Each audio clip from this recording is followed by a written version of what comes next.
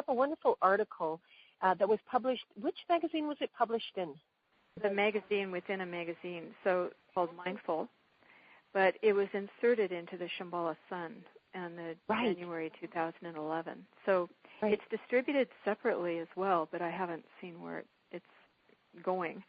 But it was in the Shambhala Sun. Right, and so for those of you who are listening right now, if you want to go and read this article that Susan's going to be talking about, you can go to her website, which is www.greenzonetalk.com, and there is a PDF there that you can download so that you can read more about this. But Susan, for right now, can you talk a bit more about, I believe it's called Stop, Go, Wait. Yes. And is it called Greenlight Conversations? Yeah, my business is called Greenlight Conversations, and it's based on the metaphor, obviously, this traffic light metaphor. Yeah. So the green light basically symbolizes openness. It symbolizes we first, and I talk about the basic goodness of human nature as having three components: the awake body, the tender heart, and the open mind. And that those three components, I describe them as a natural communication system, that when we're actually in touch with that aspect of ourselves, then communication flows. And I'm not just talking about verbal, but we're always receiving information from our environment and responding even to information within our being. So that's what I symbolize as the green light, is getting back into this kind of openness and vulnerability that allows us to tune in to what's going on. Then the red light represents the symbol of defensiveness, but what it does is it symbolizes communication shuts down. And there's this experience that people have that results in misunderstanding the natural boundaries of reality as being barriers. So when the light turns red, what happens is we feel cut off, and we stop recognizing our interdependence. And so then that produces all kinds of secondary reactions which cause tremendous suffering. And in the world, that paradigm of me first is what produces, the greed and famine and war, all of that. So I try to encapsulate that as the red light. And then the most important aspect of that metaphor is working with the yellow light. And that's precisely what a green zone is all about, is to give people an opportunity to experience the uncertainty of not knowing.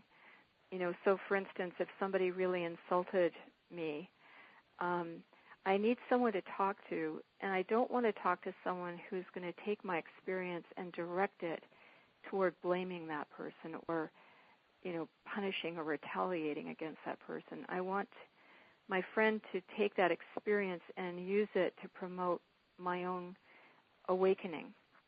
So I would go to a green zone for that person. Or, in other words, there are certain periods in our life when we have this very vulnerable in-between state that I call the yellow light. And that's a period of tremendous potential for paradigm shift. And so protecting that experience is really what a green zone is all about. And, in a red light society or a fear-based society, you regard that experience as a negative. It happens, like when anything falls apart. But in a green light society, that's regarded as the hero's journey. That's the period when you go into your not knowing and you develop new information. And it takes a lot of courage and encouragement to go through that process. Again, sort of metaphorically, that's what the green zone represents, is a place where transformation can happen. That's a wonderful metaphor because it could apply on a societal level as well as on an individual level. Right, exactly. Yeah. It's fairly simple, and what it does, interestingly, is it takes what I learned from the Catholic nuns as well as the Buddhist monastery, which is, and it doesn't go into religiosity or judgment, but it makes a very simple distinction between when to go and when to stop. Yeah. What to cultivate and what to not cultivate in your speech or in your connections with each other.